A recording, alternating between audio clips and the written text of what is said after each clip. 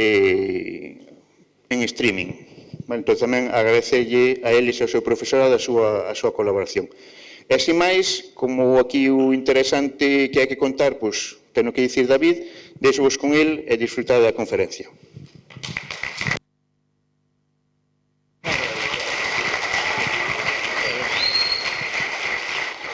Bueno, muchas gracias. Lo primero, porque como soy un poco más moreno que blanquito, no se me nota que estoy colorado, pero lo que ha dicho, pues siempre emociona, ¿no?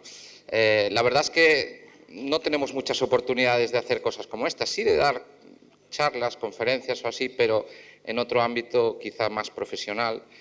Obviamente la necesidad de presentar proyectos a veces implica que haya más de una persona escuchando y otras veces, pues a nivel nacional o internacional, con arquitectos, diseñadores, etcétera, pues tienes que colaborar. Pero siempre el que escucha es, o casi siempre, otro tipo de perfil, y entonces pues me apetece mucho esta presentación con vosotros, porque hoy no soy yo el protagonista, sino vosotros, que sois los que sois por un lado el futuro y por el otro pues los que... sí me gustaría dar un poquito una explicación un poco más, no digo correcta, pero obviamente para centrar y que luego cuando mis jefes o otros lo vean sepan que no me he equivocado, ¿no? Yo soy David García, el responsable del departamento de diseño de dos empresas, de RG, Ramón García, y él no lo hubiera dicho, pero como sí que ha sacado el tema, voy a decir, soy el responsable de otra empresa que se llama RGS Europe, RGS Europa, que es una empresa que inicialmente se ha formado en Estados Unidos, en Miami concretamente, y es donde tiene la sede, que llevo, o de la cual soy responsable y llevo ya tiempo con ella, y responsable de diseño y de la parte de allá comercial, etcétera. Y esa empresa sí que es RG, por un lado, que sería Ramón García, y la S de Sutera. Ambas unidas hacen que un proyecto sea lo que él más o menos os estaba trasladando, que es un 360, que llamamos, ¿no? El 360 es cuando un proyecto pues está conformado por todo, es decir, no solo estamos vendiendo una silla, no solo estamos vendiendo un panelado de pared o una mesa, sino que estamos haciendo el conjunto de todo el diseño, con todo lo que eso significa, muchas veces incluida la gestión de la obra, de lo que es el pladur, la pintura, suelos, mármoles, etcétera. Un 360 al final incluye la tecnología, incluye el atrezo, incluye el que tú puedas, seguramente lo habéis oído más de una vez, un llave en mano. Es decir, yo tengo un cliente que me pide un hotel y me dice, ahí quiero el hotel, y yo le entrego una llave como para que pueda empezar a operar en el hotel. Otras veces es una vivienda, otras veces es un barco y otras veces es un estudio de televisión. Yo hoy me costaba empezar a pensar en qué iba a hablar con vosotros. Entonces, centrarlo en proyectos que conozco y en proyectos que podáis incluso conocer es más fácil para mí y más fácil también para vosotros. Buscando qué proyectos el otro día en el departamento con Lupe, que es como mi mano derecha y a la cual pues conoce Nanda mucho, decía, joder, ¿y qué hablamos ahí? ¿De qué proyectos hablamos? Es difícil. Abrí la carpeta de proyectos y no me había dado cuenta de que tenía tantos hasta que a veces abres una carpeta y empiezas a ver desde el 2000 no sé qué, proyectos y proyectos y proyectos y no necesariamente los últimos son los mejores. Hay veces que hay proyectos de atrás que son dignos de mencionar. Entonces, por eso hemos llamado o he llamado a esta presentación 3 proyectos en el Atlántico. Ahora lo explicaré y obviamente están conectados por ese mar, ¿no? Que es el Atlántico y en el que tenemos la suerte de vivir. Me voy a sentar y a partir de aquí continúo desde aquí.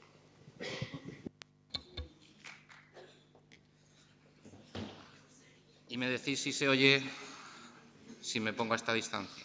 Vale. Bien, ahí tenéis 3 fotos que os van a indicar, son 3 fotos reales de los 3 proyectos de los que os voy a hablar. Se hizo el eco. No sé cuántos conocéis, ¿alguno conocéis la foto más grande de todas esas? ¿Sabéis ubicarla? ¿Sí?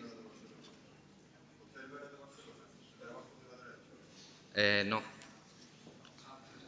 Barcelona, por otro lado, no está en el Atlántico, pero...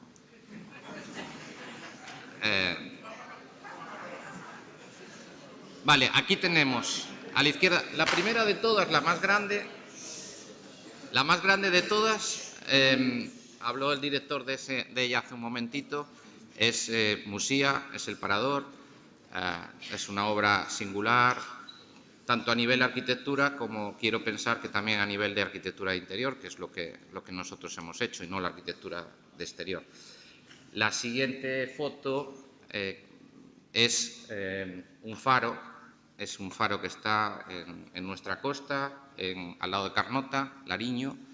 Es un proyecto mucho más pequeñito, pero me gustaba enseñároslo porque tiene su historia. Yo también quería que vierais proyectos que entre sí sean bastante diferentes, aunque la realidad es que los dos primeros son un hotel y el tercero que os voy a enseñar es una vivienda, un residencial.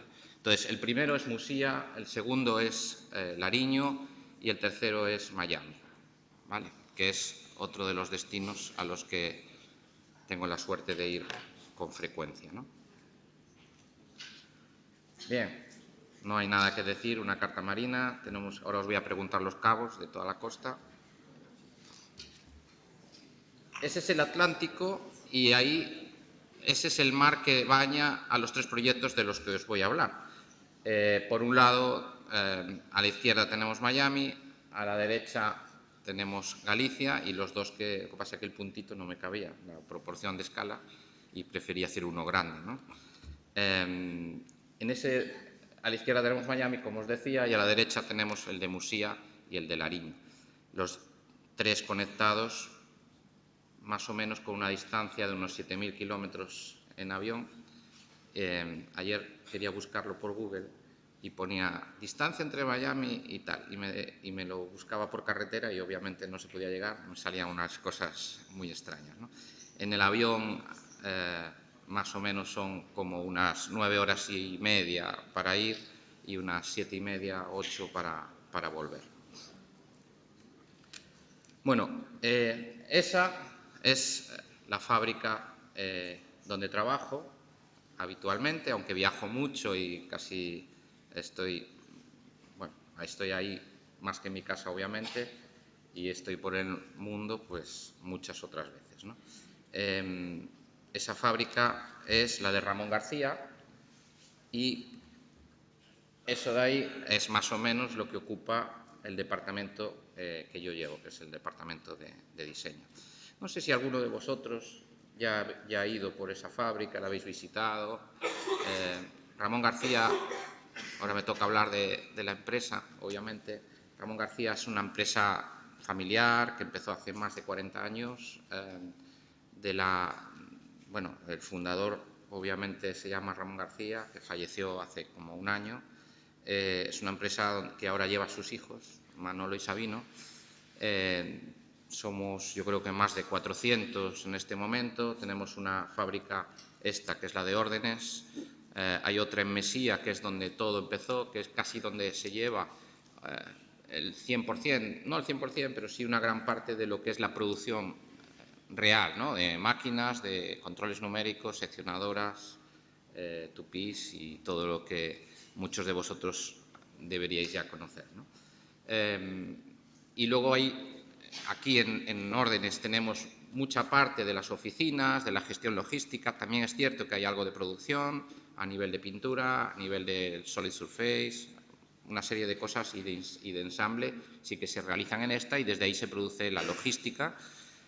Si no lo sabéis, pues uno de nuestros, Ramón García, ha crecido de la mano de Inditex, haciendo las tiendas de Zara, Stradivarius, Oiso, Zarajón, un montón de ellas, y otras que no son del grupo Inditex, como Ben Bailola, Carolina Herrera, no sé, hay Mercacalzado, hay la tira de ellas que se hacen desde Ramón García.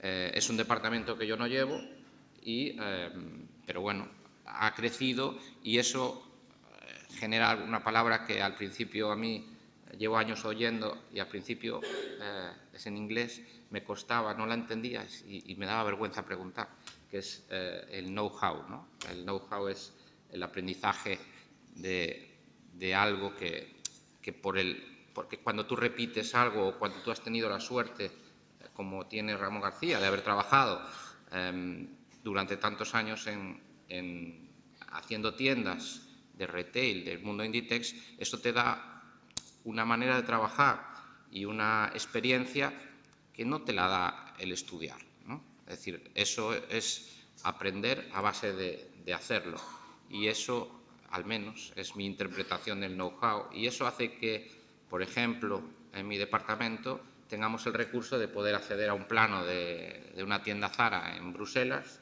y saber cómo son los burros de cuelgue, los probadores, etcétera, de manera que no nos vamos a equivocar a la hora de saber a qué altura hay que colgar una barra de un armario. Así muy rápidamente, obviamente, es el resultado. Paralelamente a eso, el grupo Ramón García, que también tiene una fábrica en Querétaro, México, de unos 12.000 metros cuadrados, esta es de 26.000 metros cuadrados. Hay un departamento, que es el que llevo yo, que no tiene nada que ver con el retail, que no tiene nada que ver con las tiendas, que es el de diseño. A mi departamento llegan, siempre lo digo, más o menos dos tipos de proyectos. Aquellos proyectos que es un folio en blanco, proyectos que nosotros, bajo el requerimiento de alguien, de un cliente, tenemos que diseñar, y otros proyectos pues, que vienen de otros estudios de diseño, de arquitectura, de interiorismo de cualquier parte del mundo, que llegan a mi departamento y pues por su tipología o por su procedencia, por su nivel o lo que sea, nosotros analizamos y después ayudamos en esa parte de desarrollo para que se pueda producir.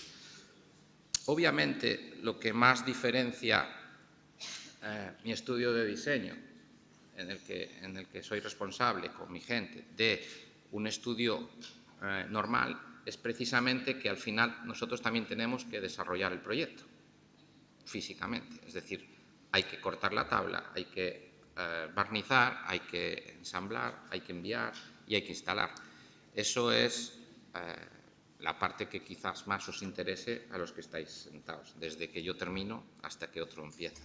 Y ahí vosotros pues sí que tenéis una parte importante. El otro día encontré este anuncio haciendo la presentación, que es algo que creo que puso la empresa para promocionar el curso dual, etcétera. Y dentro de nuestra empresa hay mucha gente que ha venido de vuestros estudios y de otros que están repartidos por la empresa en diferentes puntos. Hablando ayer con Nanda, y por eso puse ese tronco de madera ahí a la izquierda, yo ya tengo que decir de partida que como diseñador soy un gran apasionado, enamorado y entre comillas, conocedor de la madera, ¿no? Es decir, la madera es algo que desde siempre me ha apasionado. No concibo, y esto lo he dicho muchas veces que he tenido que hablar sobre diseño, no concibo ningún diseño en el que casi mi primera cosa en la que pienso sea qué madera voy a utilizar, qué color, qué tipología, y es que es desde ese tronco hasta el desarrollo, pues como por ejemplo decía antes el director del premio que nos dieron, que es una bañera que está hecha de madera, que os la voy a enseñar luego, de caso no sabía que había que hablar de eso, pero ahí está. Y desde que es un tronco hasta que es un producto elaborado pasan un montón de cosas y hay que conocer un montón de cosas, y entonces vosotros podéis ubicaros en cualquiera de esos puntos, desde el momento del tronco hasta el momento de la bañera. Vuestra forma de estudiar, vuestro futuro no tiene por qué tener límites. Podéis ser el que corta el tronco y podéis ser el que elija la bañera o podéis ser el que diseña la bañera, ¿no? Es decir, nunca he creído en... No sé si decir esto, pero lo voy a decir. Nunca he creído en los currículums. No creo que un currículum sea justo para nadie. Yo nunca he hecho un currículum y estoy donde estoy, no sé si es bueno o es malo. Sé lo que me ha costado llegar hasta ahí, nadie me lo ha regalado y siempre ha sido esfuerzo. Y por el camino hay muchas veces que tiendes a querer tirar la toalla. He hecho a lo largo de mi vida 40.000 carteles, diseños de sitios. Ya que te gusta esto, me haces una cosa y nunca cobraba nada. Y llegó un momento en que digo, pues voy a dejar de hacerlo. Y te desanima. Y de repente, pues a lo largo del tiempo vas haciendo cositas, llegas y obviamente en mi caso he tenido la suerte de caer en Ramón García, que es una gran empresa que me ha dado la posibilidad de externalizar y de poder hacer ese tipo de proyectos, que obviamente sin Ramón García y sin el equipo que tengo de diseño no os podría enseñar casi nada de lo que tengo aquí. Pero bueno, que no me quiero liar, pero sí quería que entendierais que tenéis la capacidad de estar en cualquiera de esos puntos y con un futuro, el que queráis, no depende de nadie más que de cada uno de vosotros. Bien, vamos al grano. Obviamente, foto, parador de Musía. El parador de Musía se llama Parador Costa da Morte, dentro de la cadena de paradores, que son ahora mismo 99 o 100. Es el más...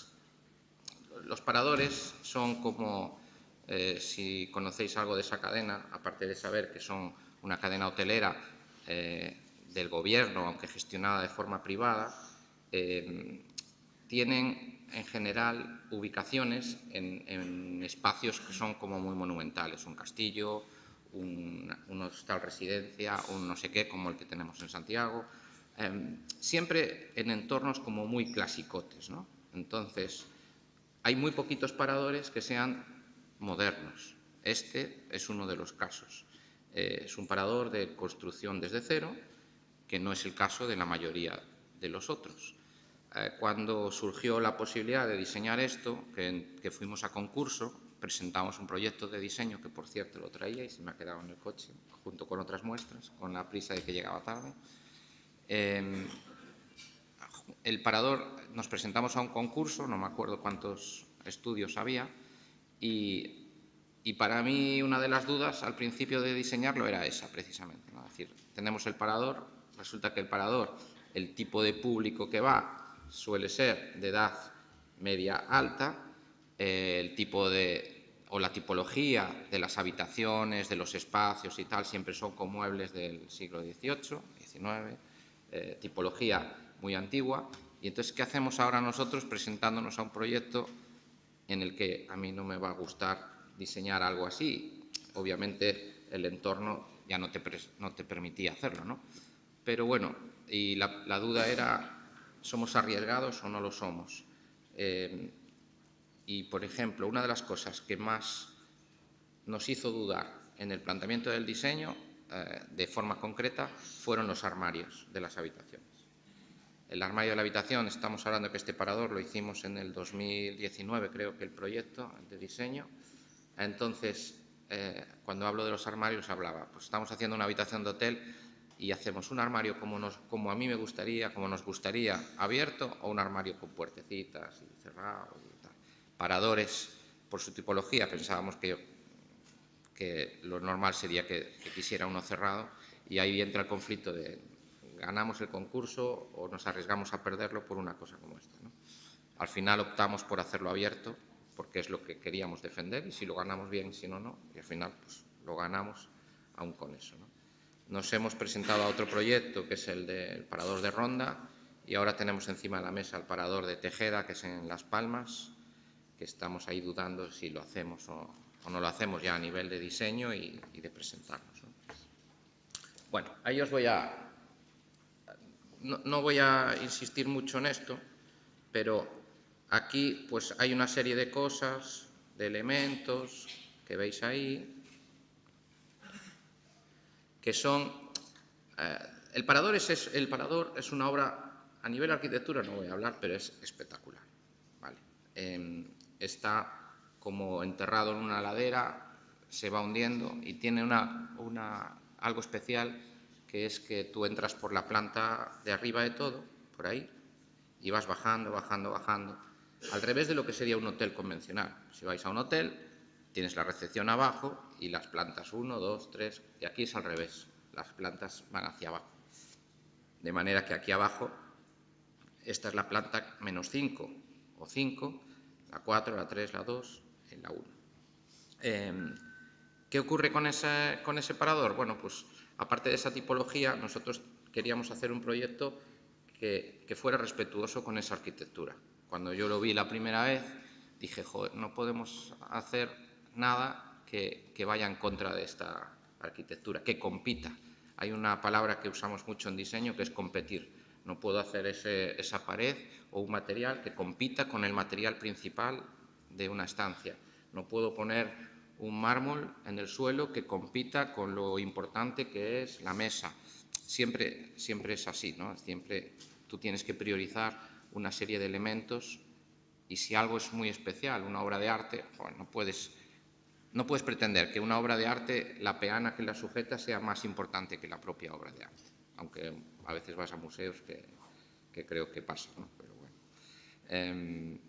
En este caso, pues un poquito esa era la idea y es lo que quisimos transmitir.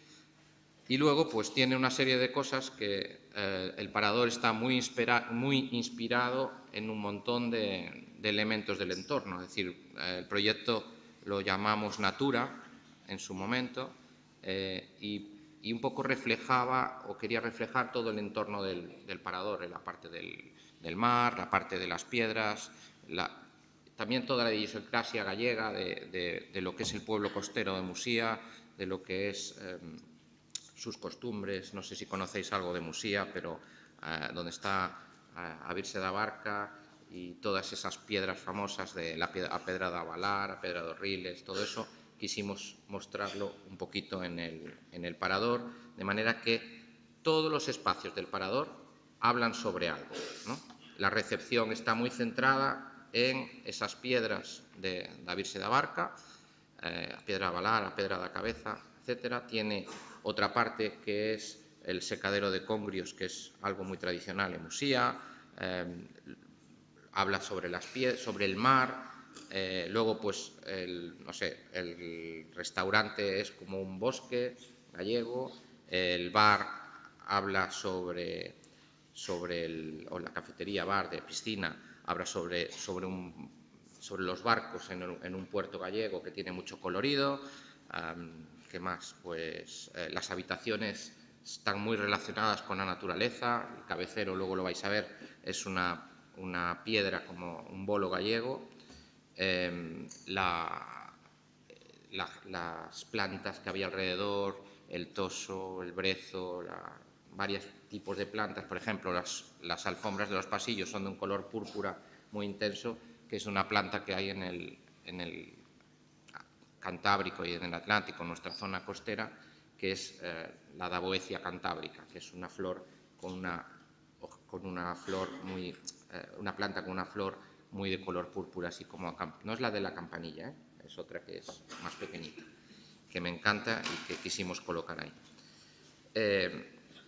Me hace gracia porque cuando nosotros contamos muchas cosas sobre esto, tuve que dar una charla en el parador a todos los empleados, que son como 50, explicándoles lo que significaba cada una de las cosas que habíamos puesto.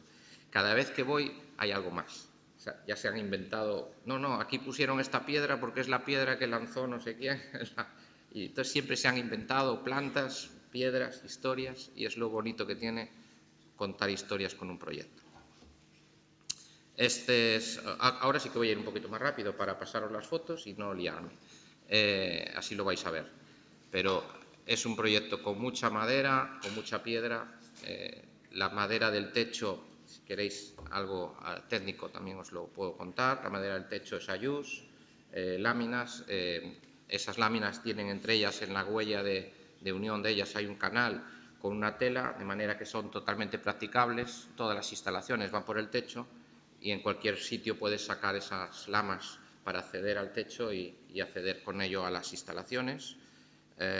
Por eso es que también nosotros, a nivel de iluminación, hemos tratado de tocar lo menos posible la arquitectura, y entonces toda la instalación de iluminación a lo largo del proyecto pues es un poquito especial. Ese mostrador, que es de piedra, que aunque no lo parezca por la luz, es la misma piedra que el suelo, habla un poquito sobre las olas del mar. Si os dais cuenta, pues es como van rompiendo y la luz ilumina toda hacia un lateral. Es como la espuma de las olas. Ya sé que las cosas de los diseñadores a veces hay que ser capaz de interpretarlas, pero todas tienen algo de eso, ¿no? Esa es parte de la recepción. Arriba tenemos unas lámparas que hemos hecho y diseñado nosotros, que son como redes de pesca, no nasas, porque no lo son, pero sí redes de pesca. Ese sofá que veis aquí, os simula pues, la piedra de Avalar. La piedra de Avalar en Musía, por ejemplo, es una piedra que los marineros, solo los marineros de Musía sabían avalar. Una piedra muy grande que ponían en una punta y la hacían avalar, mover.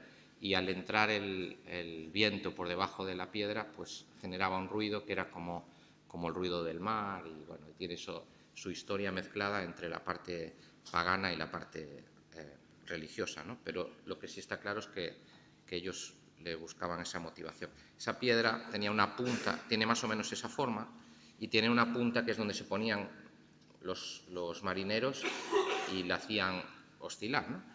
Avalar. Esa piedra rompió, para ellos fue un trauma. Se intentó recuperar de 1000 maneras, con varillas, con epoxi, con un montón de maneras para recuperar y volver a avalar. Lo hicieron, la avalaron, no duró nada. Hoy por hoy la piedra está rota y la punta esa está allí expuesta en otro sitio. Entonces nosotros quisimos hacer un sofá que tenga esa forma y no lo vemos en esta foto, pero en la punta de allá hay se nota como un cosido de las telas y tiene como unos zigzags así de cosido, que es como que ahí la cosimos y la pusimos. Y este sofá, al igual que la piedra de avalar, se puede avalar.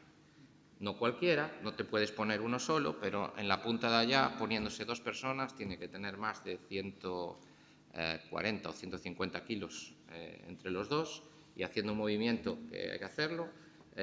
Yo enseñé cómo se hacía porque lo diseñé yo, y lleva por dentro unas levas y bueno, unos contrapesos en la parte de aquí, y entonces empieza, si lo haces bien, empieza a moverse y hace el ruido. La verdad es que muy parecido al que hace o hacía la piedra de avalar. Eso lo sabe hacer pues el de recepción y tal, entonces a los clientes que vienen se les enseña a veces, o una visita, cómo se tiene que avalar. Ese es el restaurante. Lo que os decía, pues un poquito un bosque gallego, esas hojas, esos divisores son hojas de acebo, y bueno, aquí veo, no he querido poner 100.000 fotos que hay, pero las buscáis. Hay una cortina grande que simula la niebla del bosque gallego, que tiene como bollos, etcétera. Pero bueno, esto, a ver si no me salte ninguna, sí.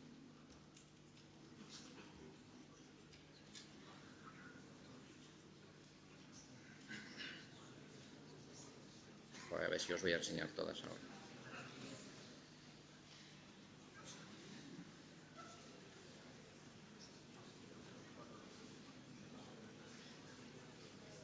Vale.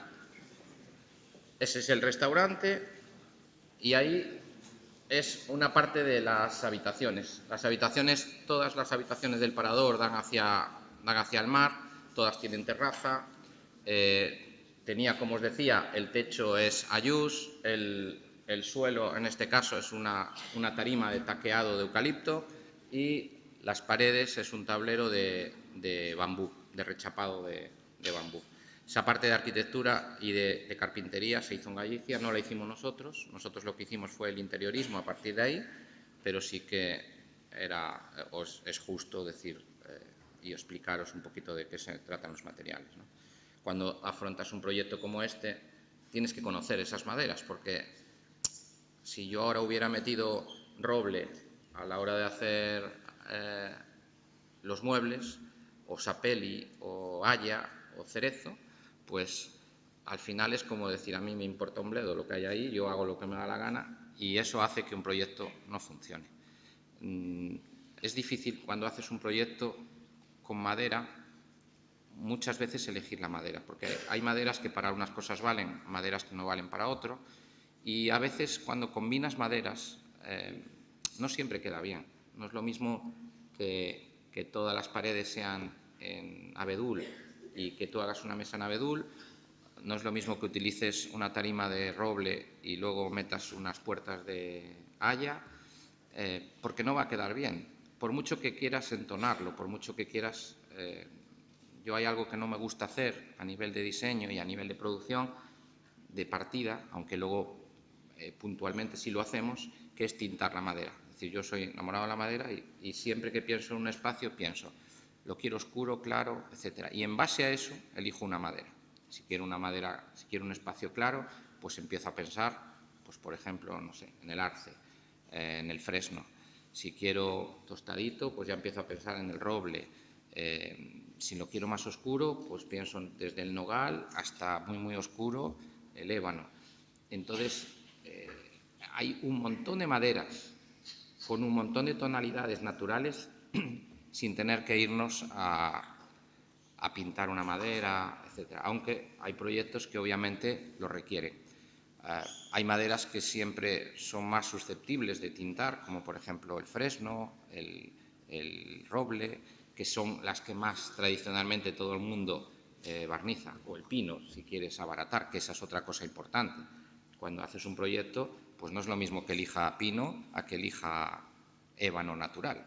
Uno cuesta, bueno, ahora han subido mucho los precios, pero 300, 400 euros metro cúbico, y el otro va a costar 6.000, 8.000, 10.000, y además es difícil de conseguir, de importar, porque está certificado, etcétera. El palisandro, hay maderas como esa, el palisandro, el ébano y alguna otra que de forma natural son muy difíciles de conseguir, y también tenemos que ser respetuosos y que todo lo que consigamos esté certificado, sepamos cuál es su procedencia y que cierre pues ese ciclo, ¿no?, natural. No se trata de talar por talar, sino que haya una sostenibilidad con la madera. Eso es muy importante y es algo que defendemos mucho.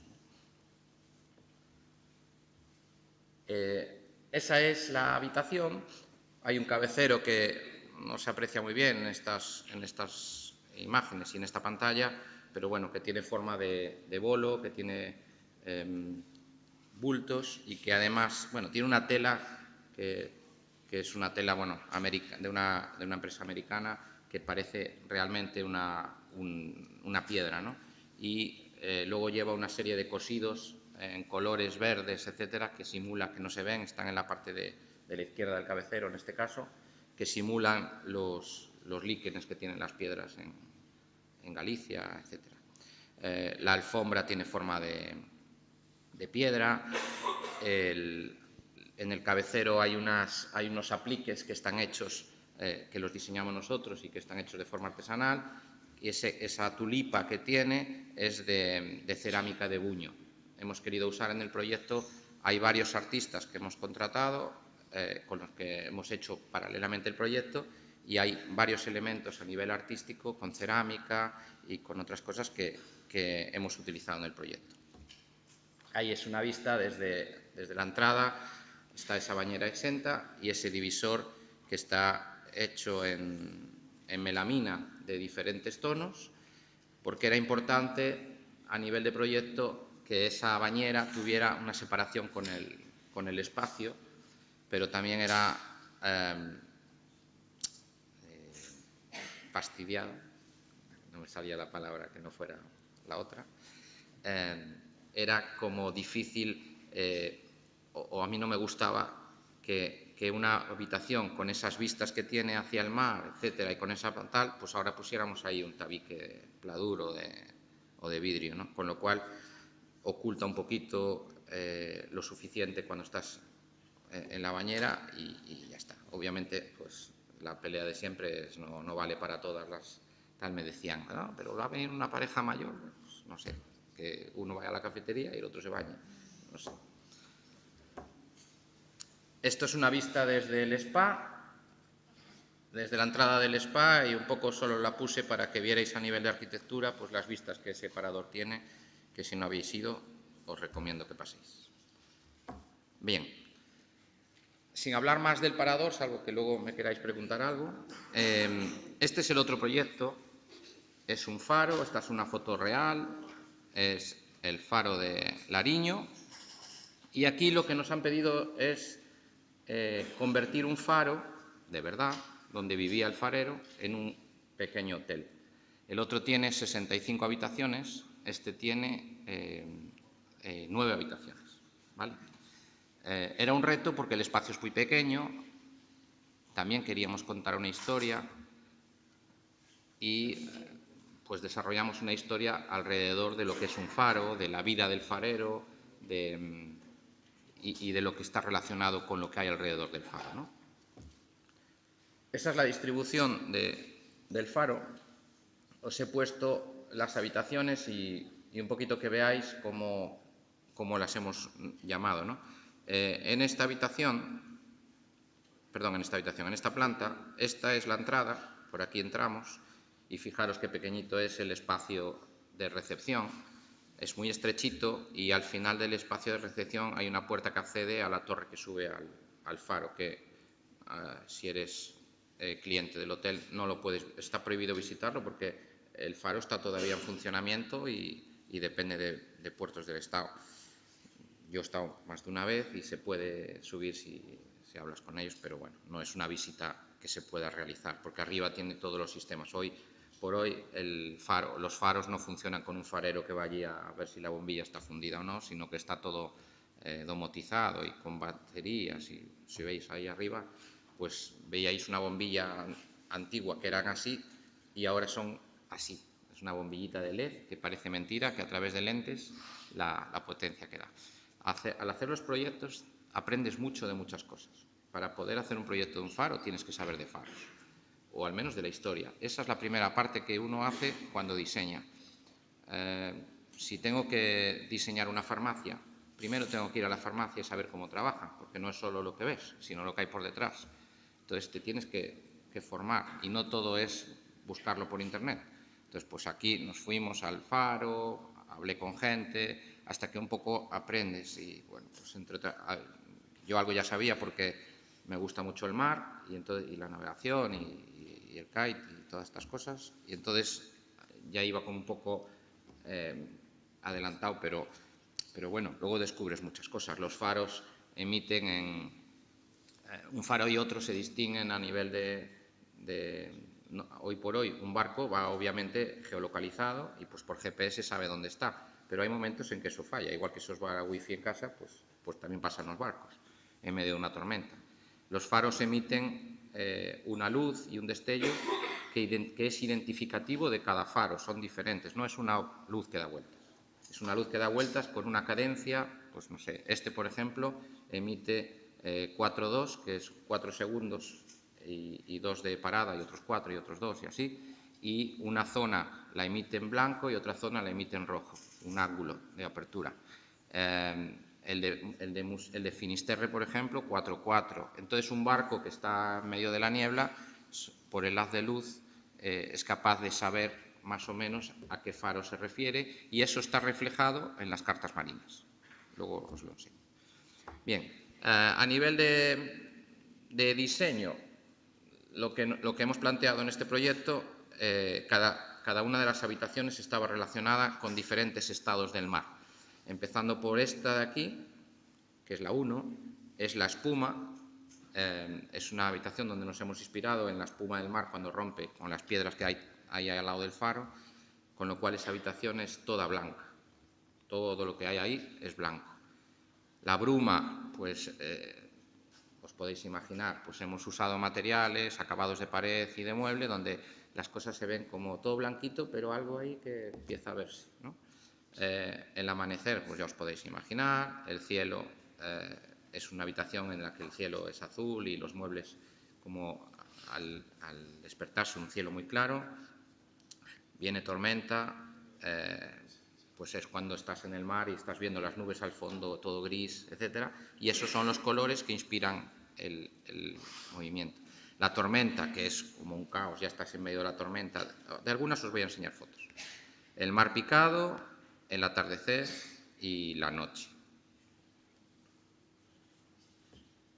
Esta es la recepción, muy pequeñita, como os decía, simula la linterna del faro. Hay una serie de lamas ahí de madera y de vidrio superpuestas, unos paneles, y en una parte de aquí,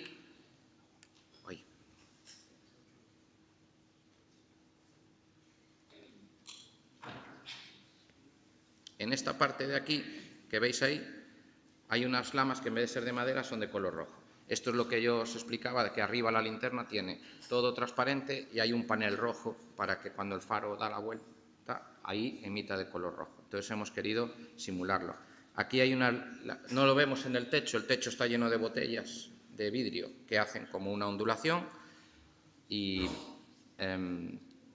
unos focos que van moviéndose. Este foco va iluminando, empieza por allá y se va moviendo con una cadencia, está programado a nivel domótico en KMX y lo que va haciendo es ir desplazándose ese foco y alumbrando esas botellas. Entonces parece el haz del faro. Obviamente no da vueltas seguido, pues estás haciendo el check-in y ves dando vueltas, te mareas, pero también la mesa esa mesa también tiene un foco y gira. Tiene un motorcito y va girando y se va moviendo, como si fuera el faro. Entonces tú te sientas en este banquito y haces el check-in ahí. Y detrás es la escalera que da acceso. Y en el suelo, que es un suelo de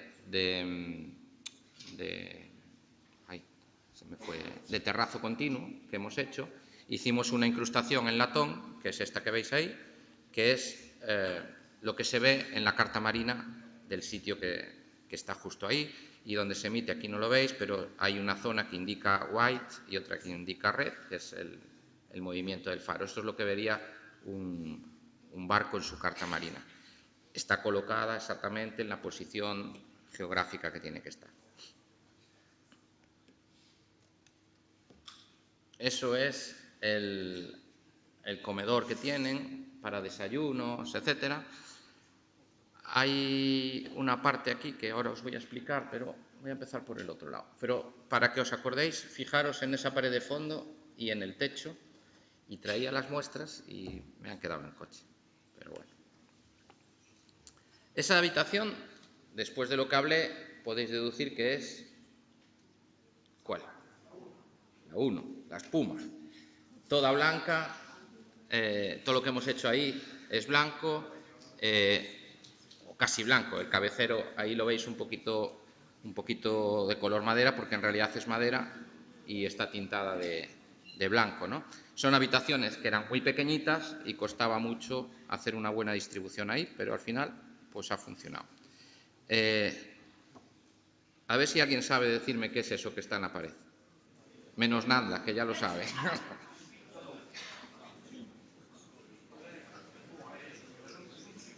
Bueno, madera sí, pero... ¿qué? Joder, muy buenos. Nadie acierta, ¿eh? Son cepillos de fregar el suelo, de limpiar la ropa, de fregar el suelo, etcétera. Esto es un poco para que veáis que no siempre algo tiene que ser súper sofisticado, ¿no? Cuando estábamos haciendo un vídeo promocional de la empresa para ArcGIS, para presentar en Estados Unidos, y venía una empresa que grabó estuvimos, no sé, un mes haciendo grabaciones de forma diferente, y hubo uno de los clips que se grabó en una carpintería muy antigua, que es de un amigo, y la quise grabar ahí porque estaba con máquinas muy viejas de madera, tupís pero muy viejas, y toda, no sé, como casi no hacen nada de madera, aquello estaba lleno de viruta, pero montañas de viruta de esta altura, telarañas por todas partes, las herramientas colgadas. Bueno, el sitio es digno de ver porque es alucinante de lo bonito que es. Y tiene una ventanita que entra a una cierta hora la luz, y entonces con las telarañas, la viruta, etcétera, y ahí grabamos como si fuera un taller antiguo, ¿no? Y había dos personas que son los hijos de Manolo y de Sabino, mis jefes, que lo que estaban haciendo era grabar como si fuera su padre y su madre cuando empezaron con la empresa. Y mientras estaban grabando, yo vi un saco que había cosas, y este taller era donde hacían los cepillos de madera. Entonces estaban como taquitos de madera cortados, otros a semi-elaboral, y había un saco que había varios de estos tirados, y le dije al jefe, que lo conozco, al dueño, digo, ¿y esto? Y me dice, eso son los que no valen, que tienen nudos, etcétera. Y claro, son los cepillos, con lo cual estaba allí mientras me veía cómo grababan, cogí 3 o 4, estábamos empezando este proyecto y al ponerlos así, pues dije, ostras, pues esto me va a valer, y encima me los regaló porque estos no valían, los vendían como leña, con lo cual compramos no sé cuántos cientos o miles de cepillos, porque van en todas las habitaciones, que van pegados y que lo único que hicimos fue tintarlos de colores. Sí, obviamente sin el pelo, pero lo que os decía que os acordarais, esos de ahí, esa pared del fondo y todo ese techo son los cepillos. Este es el cepillo de madera, por el lado de aquí tiene los pelos. Bueno, pues esos son puestos por el lado del pelo. En todo caso, con cepillos naturales, de fibras naturales, no es de plástico, ¿eh?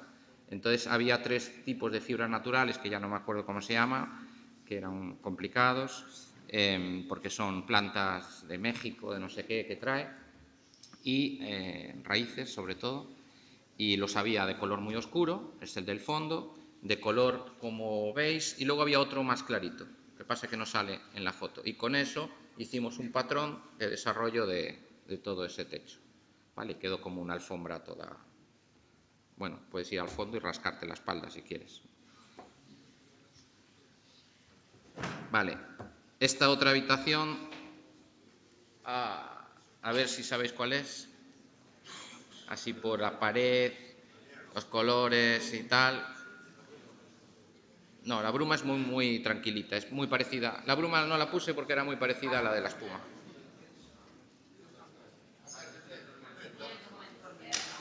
Es la tormenta. En esta te metes, hay un montón de colores diferentes, las paredes están en microcemento muy manchado. Cuando entras a la habitación, es que las fotos son malísimas, no sé quién las hizo, pero son malísimas y no dicen mucho.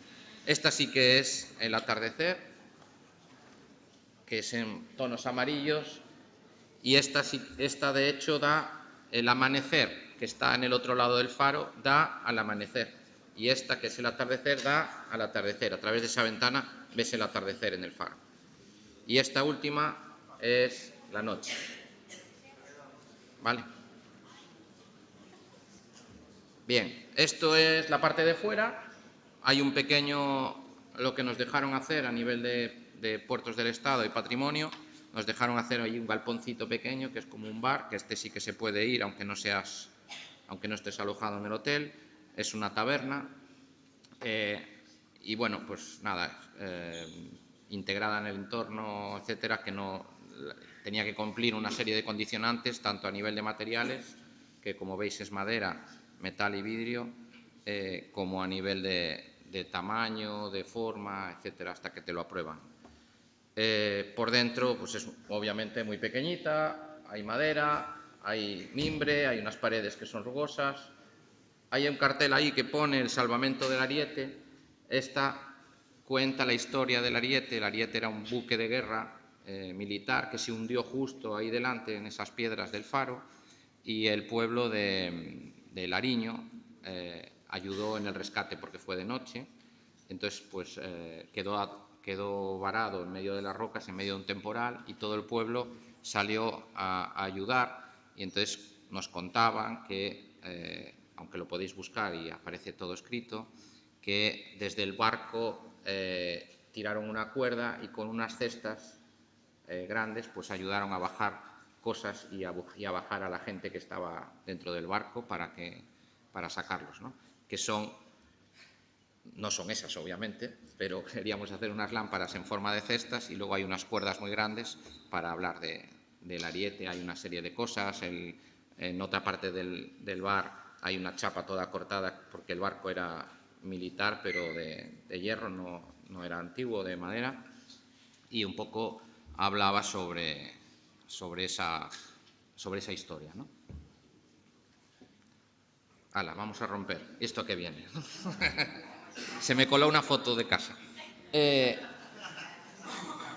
No, vamos a ver. Estaba buscando estaba buscando cómo hablaros de Miami. Entonces, empecé en el móvil primero busqué por internet fotos de Miami y luego dije, si tengo un montón de ellas en el móvil.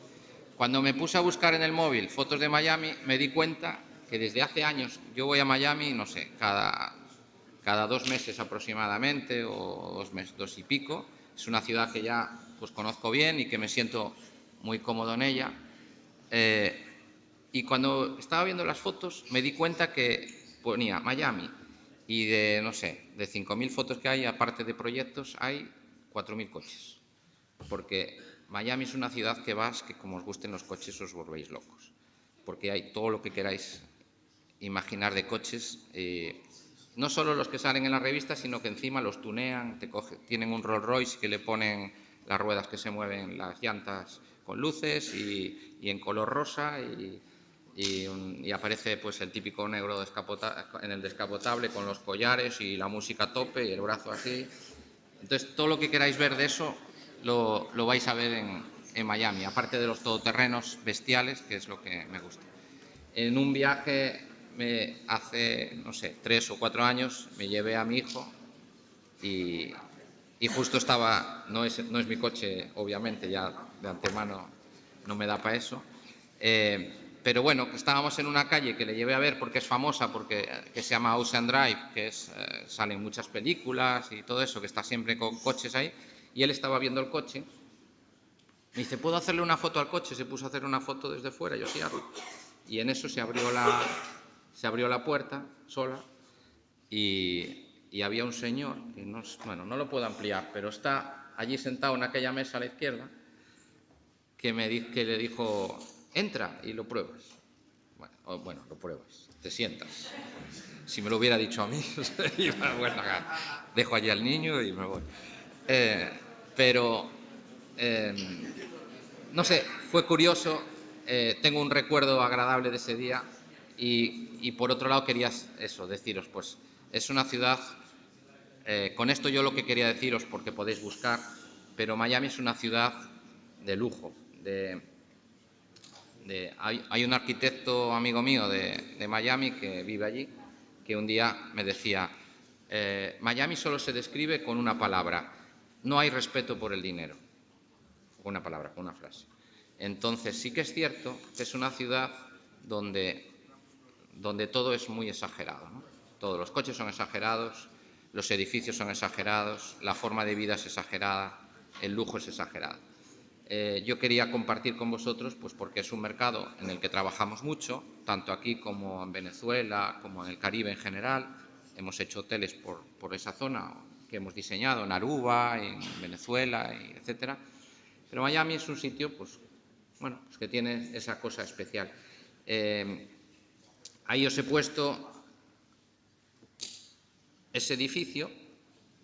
Ese edificio se llama Ritz-Carlton Residence de Miami, está en una zona de Miami. Miami es inmenso y siguiendo la costa hay una zona que se llama Sunny Island, este es el primero de la zona de Sunny Island.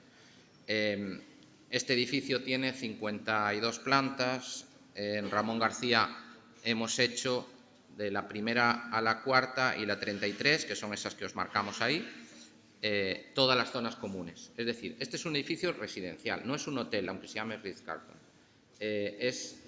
Vive gente que tiene su apartamento ahí. Y entonces, como es un edificio de lujo, pues tiene sus zonas comunes. De la primera a la cuarta planta es como si fuera un hotel. Tienes la recepción, restaurante, spa, gimnasio, peluquería, todas las cosas que quieras, ¿no?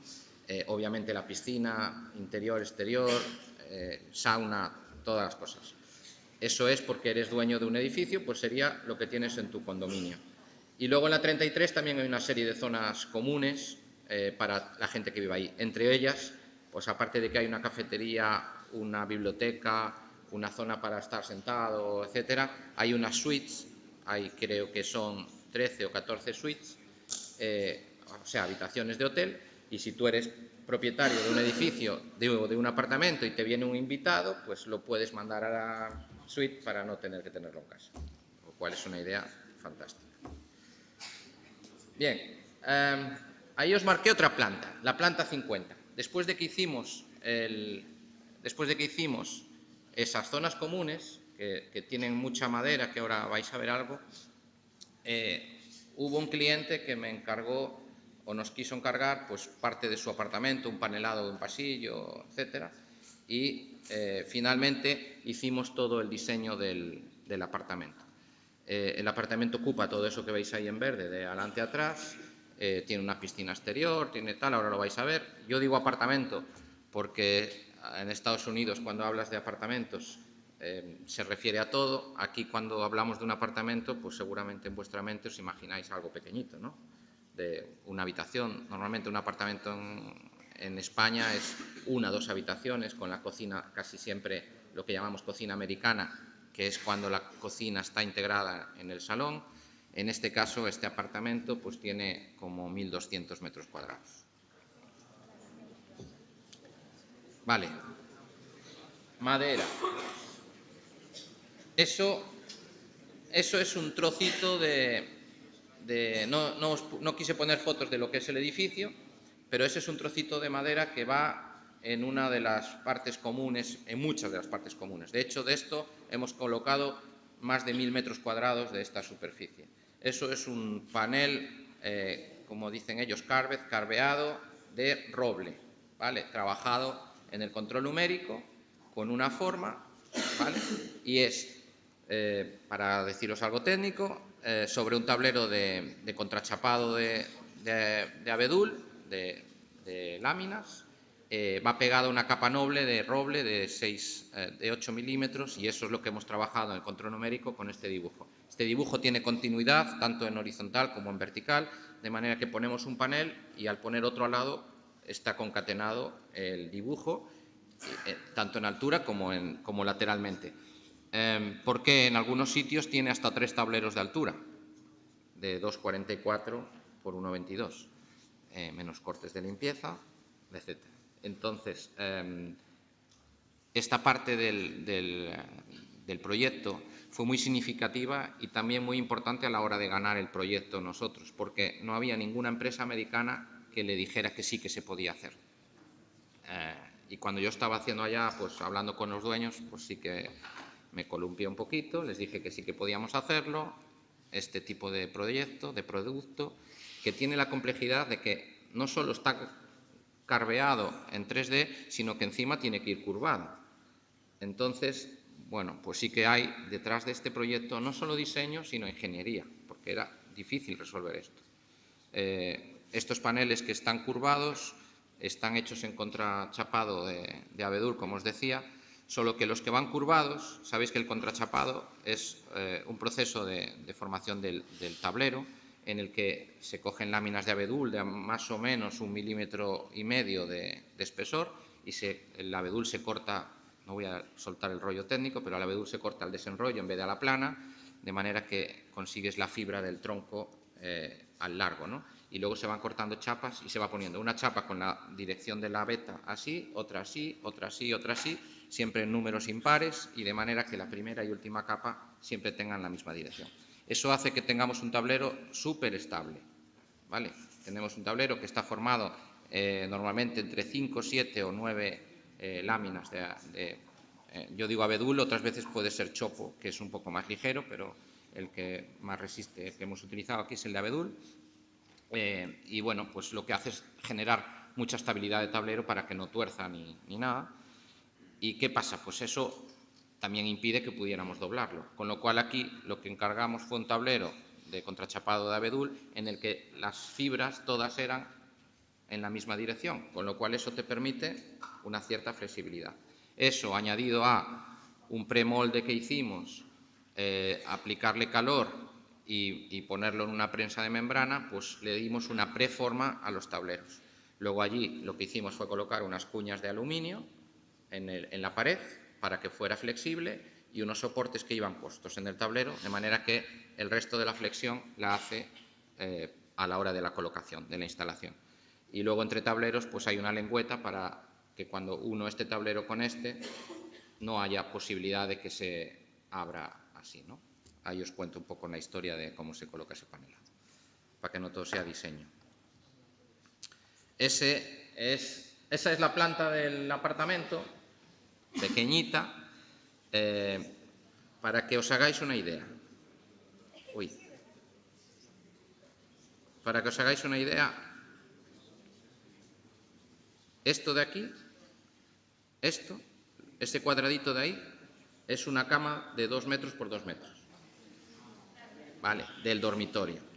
Con lo cual, esto que hay aquí, todo, es un dormitorio que tiene como 350 metros cuadrados. Vale. A partir de eso, a este apartamento llegas por aquí o por aquí, que son 2 ascensores privados que dan lugar a 2 vestíbulos, este y este. Este vestíbulo da acceso a las zonas, digamos, de día, que es todo esto, a la zona de día, y este otro vestíbulo da lugar a esta otra parte del apartamento, que son las zonas de noche, las habitaciones. Tiene 1.200 metros cuadrados y no tiene 25 habitaciones, tiene 4. ¿Vale? Esta grande, y luego tiene otra suite aquí, otra suite aquí y otra suite aquí. Y esta de aquí es la de la gente de servicio, la señora que limpia la casa, etcétera, que tienen ahí una habitación pequeñita. Vale, a partir de aquí. No os voy a enseñar todo el proyecto porque son 60 y no sé cuántas infografías. Este proyecto, esto es el bar. Según salgo del vestíbulo, voy a tener este bar.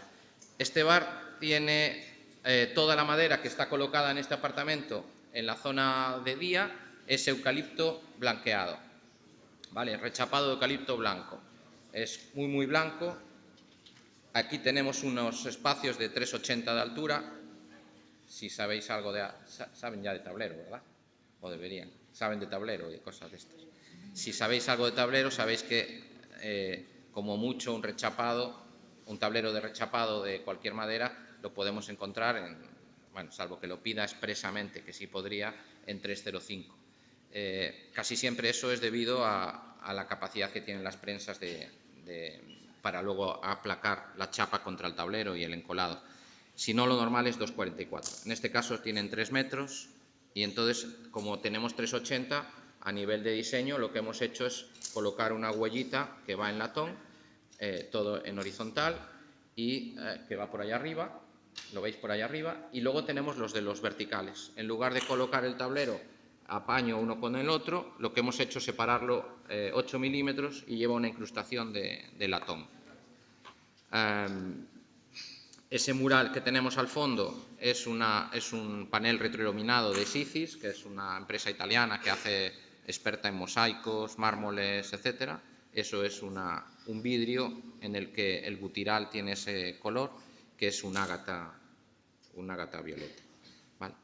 El frontal, ese mostrador, tiene como 3,5 metros, casi 4, la barra de bar. Está hecha de un mármol que se llama Portoro, que es un mármol pues quizás de los más lujosos que hay en este momento, aunque ahora puedes encontrar mármoles de todo tipo.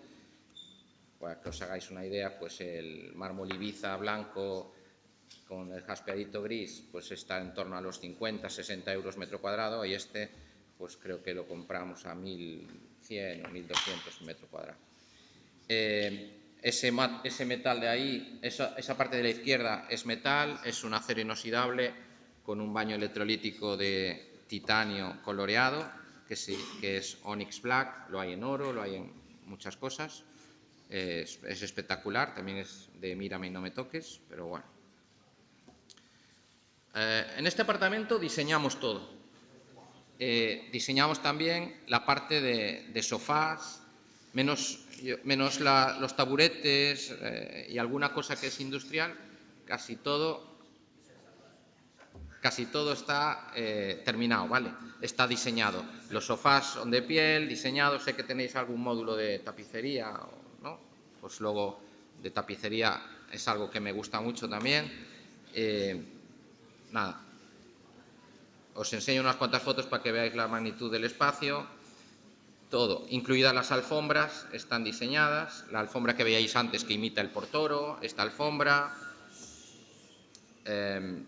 ese comedor, los pilares están todos revestidos en el Onyx S, esa mesa que se hizo ahí, que creo que tengo unas fotos, la lámpara esa que tenéis ahí arriba es una lámpara de vidrio que diseñamos, que es de vidrio soplado a mano, cristal de Bohemia soplado a mano. Cada una de esas varillas está como retorcida y tiene la luz integrada en LED. Esto es un poco un trocito de la terraza. Las vistas esas que tiene son prácticamente reales, pues estamos en una planta 50 y con el mar al lado. Fuera tiene, pues, aparte de la zona que veíais antes, un comedor muy grande, una barra, piscinas en el borde. Y lo que viene ahora es muy importante. Todo lo que habéis visto son infografías. Me podéis decir, claro, porque eso es una infografía, etcétera, tal. No, hace muchos años que aprendí que no me gusta tener proyectos que se queden grabados en la tablet, en el ordenador o en un papel. Si no consigues realizarlos, no sirve para nada. Entonces, una de las cosas más frustrantes para un diseñador es hacer proyectos que no ven la luz, ¿no? Que luego no se hacen de verdad. Y es la parte que más me gusta, y por eso estudié ingeniería y por eso sé de producción. Es decir, me dedico al diseño, pero sé cómo funciona la tupí, sé cómo funciona el control numérico, sé de madera, y de lo que no sé aprendo, que es lo que tenemos que estar haciendo siempre, ¿no? Aprender. Y nunca podemos decir, de esto ya sé y estoy sobrado, porque cualquiera de vosotros probablemente me vais a poder dar una lección en alguna cosa que no sé. Y en otras, pues en este momento estoy yo para deciros y explicaros, ¿no? Esta obra la entregamos, ese que os enseñé, la estamos entregando este mes. Bueno, en enero, febrero probablemente será cuando lo entreguemos. Pero ya está en ejecución. Ya alguien pagó por eso mucho dinero. Ese apartamento que veis, vacío, sin nada, le costó al dueño 45 millones de dólares. A partir de ahí no hay tope. Es decir, yo hice en mi vida un proyecto, el primero que hice de verdad era un barcito de un amigo que tenía como, no sé, era la mitad de este escenario donde estoy, y alucinaba cuando lo hice viendo la obra. Fui allí a ver cómo el pintor pintaba, le decía, si no pintes, pintas todas estas cosas, y ahora, años después, hago uno de estos apartamentos y estoy ahí de responsable de diseño, y no te puede temblar el pulso de venderle una lámpara por 100.000 euros o decirle que esto vale 4 millones ejecutado o lo que sea, ¿no? Lleva un mosaico de Sícis para que veáis que sí que se hizo. Esto salía en una infografía. Bueno, no os enseñé esta infografía, pero el hombre este es de Arizona, y entonces hemos hecho varias cosas a nivel artístico dentro del proyecto. Este mosaico es un dibujo del desierto de Arizona que hicimos nosotros y lo pasamos a una empresa italiana que se llama Sícis, y nos hicieron un mosaico con tenacitas. Está hecho artístico, ¿vale? Es como un cuadro. A la derecha pues tiene un pilar con una serie de esculturas en cilindro. Esto es para que veáis que la barra y el trasbarra que os estaba enseñando en una infografía, ahí está.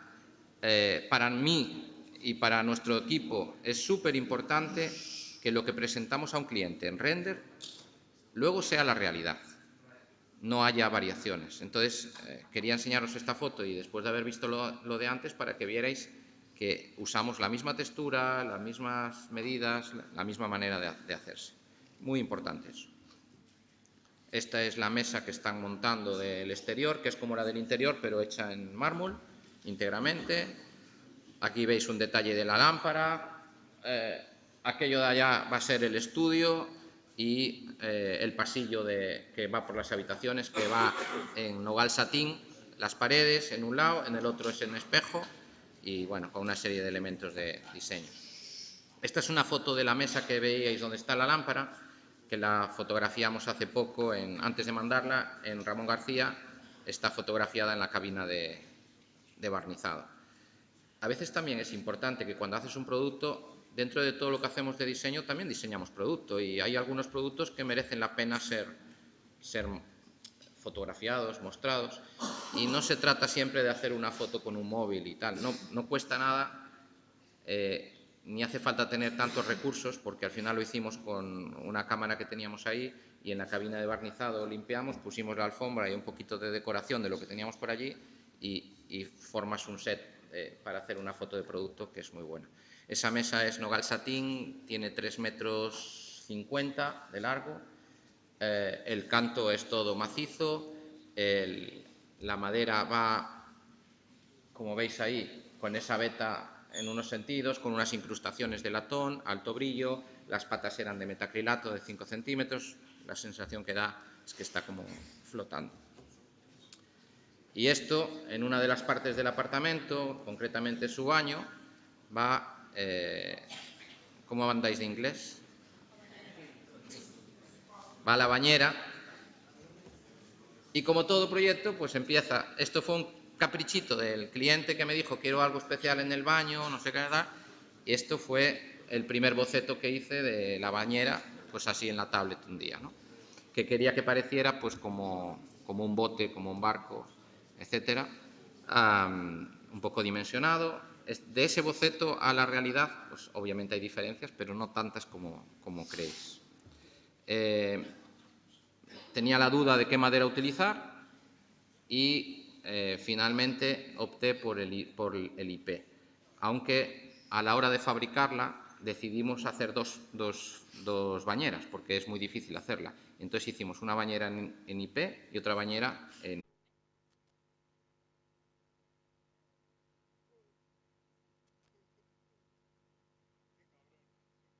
Yo se lo digo ahora. No, díselo ahora, que no.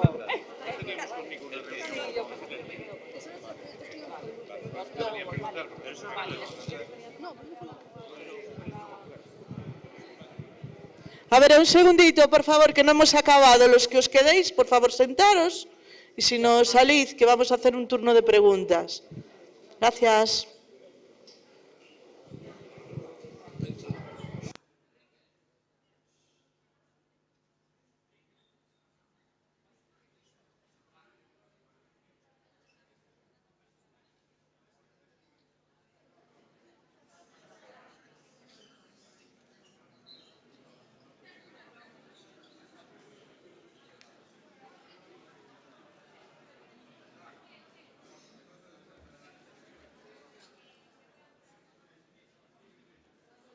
Sabía que estabas ahí.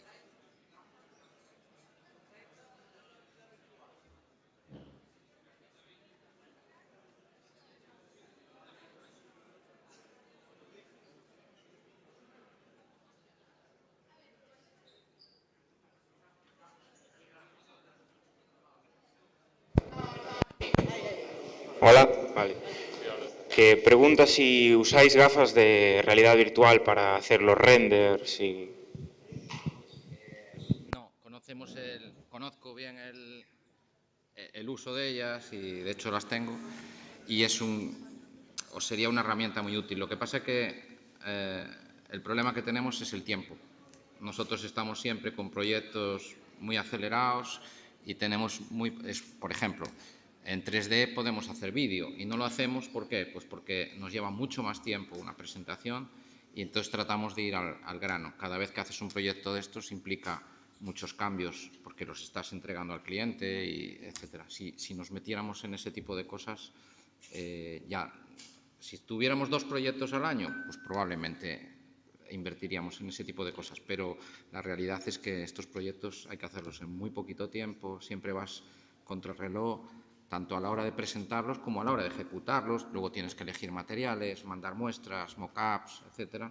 Entonces, no somos capaces de dedicarle el tiempo que a lo mejor nos gustaría para que eso fuera rentable. Y no es que no crea en ello tampoco, pero la realidad es que, por ejemplo, el proyecto ese del PH de Miami lo tuve que presentar por videoconferencia, porque el cliente estaba en Miami y nos coincidió la primera vez la presentación durante la pandemia. con lo cual no puedes hacer que tenga sus gafas o hacerle venir. A una de estas personas no tan fácilmente te viene a la fábrica, eres tú el que tiene que ir, ¿no? Y entonces, bueno, no siempre es viable esa posibilidad.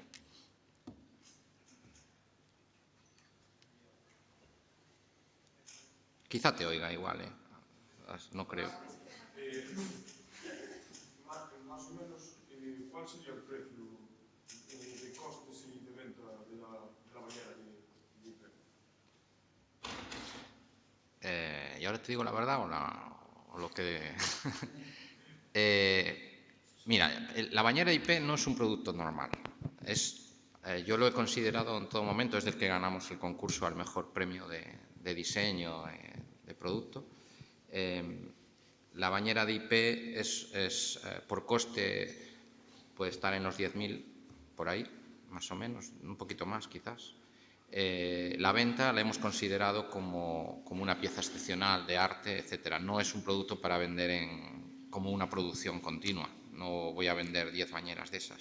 Aunque es verdad que mucha gente me ha pedido, después de estar en Marbella, precio para esa bañera.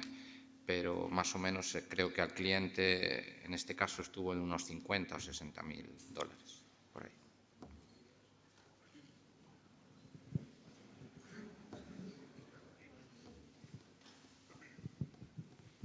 Buenas. ¿Consideras que si, por ejemplo, existiese una mayor colaboración entre las distintas empresas, ya no digo a nivel de Galicia, sino a nivel de España, consideras que España podría estar entre los top 3 países a nivel internacional en la fabricación y elaboración de estos proyectos? Si existiese una mayor colaboración entre las empresas. Ya te voy a contestar de forma local. No considero que España pueda estar entre los primeros a nivel internacional, pero sí considero que Galicia está entre los primeros a nivel internacional. Tú no sé si sabes, o supongo que has oído lo que es Silicon Valley, o lo que es Detroit, o lo que es a nivel mundial. Esto lo he dicho más de una vez que me han preguntado sobre esto. A nivel mundial se producen lo que yo en algún momento denominé como burbujas, ¿no? Hay una burbuja en Silicon Valley que está relacionada con la tecnología. Hay una en Detroit que está relacionada con el automovilismo. Y en Galicia hay una que es el contract, ¿no? O lo que han querido llamar contract. No sé si es una palabra que conozcáis y tampoco es una palabra que tenga un alcance demasiado concreto, ¿no? Pero en Galicia, y obviamente gracias al know-how que decía antes y al tener aquí a Inditex, se han desarrollado una serie de empresas que se han especializado mucho en la carpintería, ya no carpintería, sino en todo eso del contract. Es decir, ahora mismo hay empresas que hacen el pladur, que hacen la tecnología, no sé, el aire acondicionado, la madera, sofás, hay de todo en Galicia para poder hacer un proyecto completo, un proyecto global, que es lo que habla el contract, el hacer un hotel, Con los recursos que tenemos en Galicia, casi al 90%, somos capaces de hacer un proyecto en cualquier parte del mundo. ¿Qué pasa? Que los gallegos somos un poco tímidos y no somos, yo siempre digo, si los gallegos fuéramos italianos, nos comeríamos el mundo. Los italianos o los argentinos tienen nada y son los mejores del mundo y tienen un marketing bestial. Y los gallegos, bueno, no, sei facelo, pero no. Eso, cuando lo ves, cuando sales fuera, eres muy consciente de eso. Pero que desde luego sí que ya hay colaboración entre empresas en Galicia. Todas nos conocemos y en algunos proyectos tiras uno de otro. Ramón García en algún momento trabaja de la mano de Malasa o de Cándido Ormina o de María Martínez, ¿no? Y en otras cosas, obviamente, es decir, yo no puedo decirle a señora Amancio Ortega que de la tienda Zara solo hago lo que tenga madera. Le tengo que poner la madera, le tengo que poner el metal, le tengo que poner la iluminación, le tengo que poner la tapicería. Y en un proyecto de esto es lo mismo. Aunque no tenga yo los recursos directos, sí que hay una infraestructura y un tejido empresarial paralelo que me ayuda a ser capaz de terminar un proyecto. Con lo cual, no sé si te respondo, pero desde luego Galicia es una potencia mundial en el desarrollo de este tipo de proyectos. Y te puedo garantizar que no hay ni una empresa en Estados Unidos, no te estoy hablando del mundo, de Estados Unidos, que seguramente lo tenemos como yo lo tenía idealizado, que tenga una carpintería como la que tenemos nosotros. Ninguna.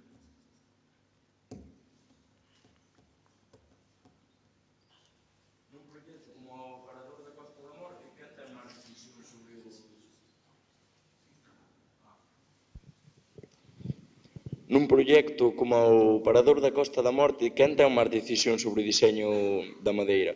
O equipo de Ramón García ou o arquitecto do proxecto? En el caso del Parador de Musía hay un proyecto de arquitectura, que es de Penela, que no tiene nada que ver con el interiorismo. Es decir, salían de forma separada lo que es la arquitectura general de la arquitectura de interiores. Por motivos que no te voy a explicar, Penela no se quiso vincular a ese proyecto, esto salió a concurso, con lo cual el diseño final siempre lo tiene el mismo, que es el cliente, que en este caso es Paradores, la decisión.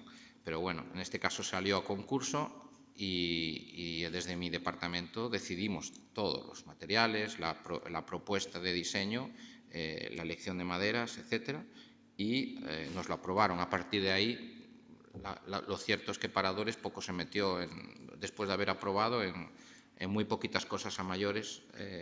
Pues si en todas las obras hay cambios o nos pidieron una biblioteca que inicialmente no estaba en la propuesta de diseño, etcétera, pero no nos modificaron en casi nada la ejecución del proyecto que habíamos planteado, con lo cual la decisión la teníamos nosotros. Pero bueno, fuera del Parador, es una buena pregunta, porque me has puesto un caso muy concreto, pero en realidad hay muchas veces en que tengo que convivir con el arquitecto y siempre hay un poco de conflicto de gallos, ¿no? Muchas veces, de a ver quién tiene la potestad o no. Pero bueno, normalmente debe haber buena convivencia. Yo no me meto a hacerle la estructura de fuera ni el diseño del exterior, y normalmente cuando un cliente te contrata es porque ya sabe lo que está buscando, tu experiencia, tu control, tu tal. Normalmente nosotros pues tenemos un poco más de control de los procesos, de los materiales, del interiorismo en general, de lo que tiene un arquitecto. Un arquitecto tiene que saber de mucho, pero es muy generalista, no va tanto al detalle. Existe colaboración entre Finsa e Ramón García nos proxectos que realizades? Sí, con Finsa hay una relación muy buena. Yo muchas veces voy junto de ellos o los llamo, pues por ejemplo, en el caso de la madera, para buscar alguna chapa un poquito especial. En Cesures me voy a ver allí alguna tal, a decidir cómo rechaparlo, o cómo hacer el cosido o cualquier cosa de estas, pues siempre con alguna de las personas que son responsables tenemos una relación directa. Y luego, obviamente, pues a Finsa, Ramón García, por todos los proyectos que hace, le compra mucho, con lo cual somos uno de los clientes buenos. Y aunque Finsa trabaja con distribuidores y no de forma directa, sí que nos trata como si lo fuéramos. Es decir, siempre hay una relación directa con ellos a la hora de... Incluso cuando sacan novedades, colaboran con nosotros. O a mí más de una vez me han pedido consejo o enseñarme algo para decirme qué opinas sobre este producto si lo sacamos, etc.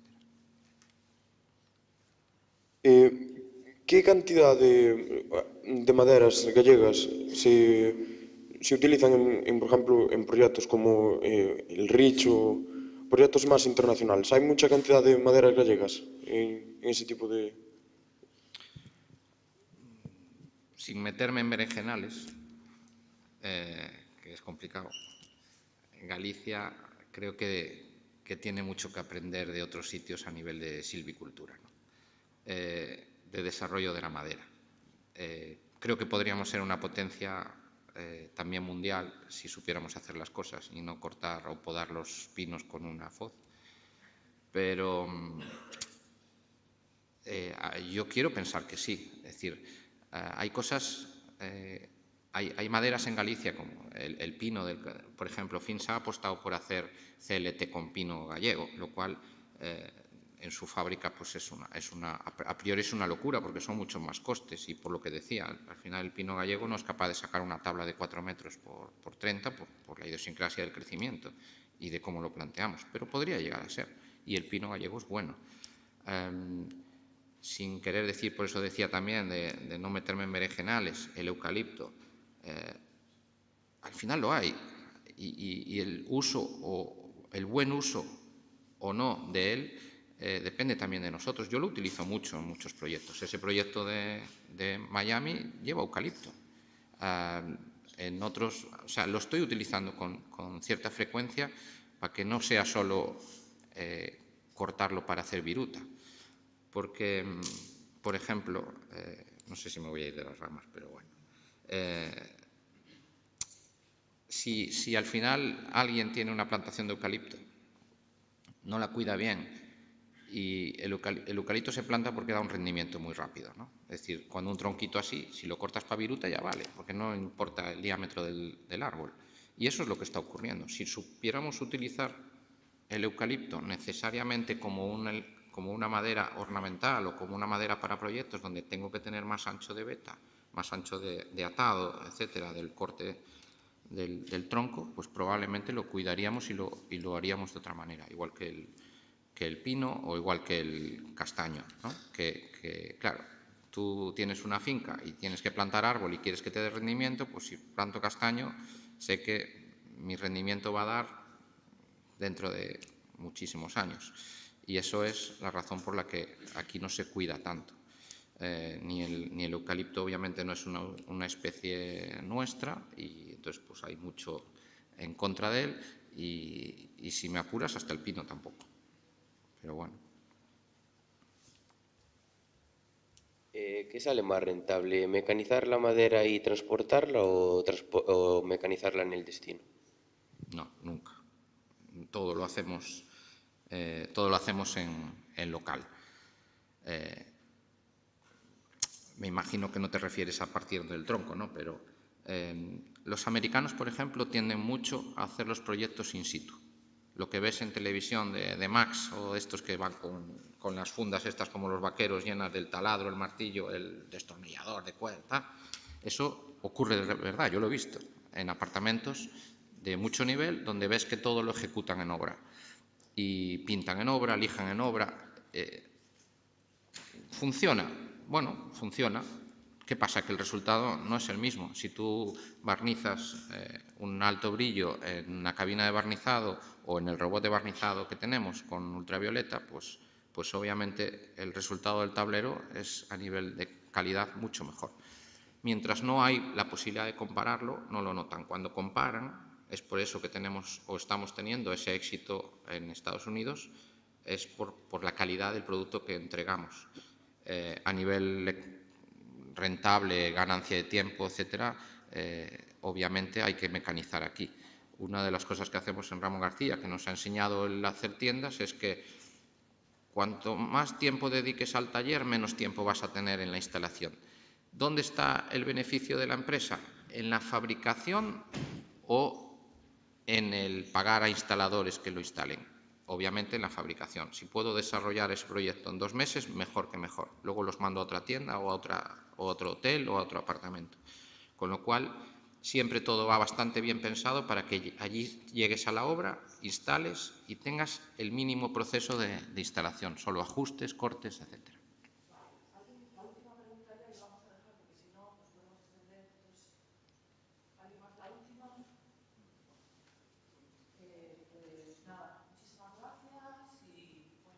Gracias a vosotros y la verdad es que ha sido un placer. Siento haberme enrollado tanto y ahora no tener tiempo para preguntas.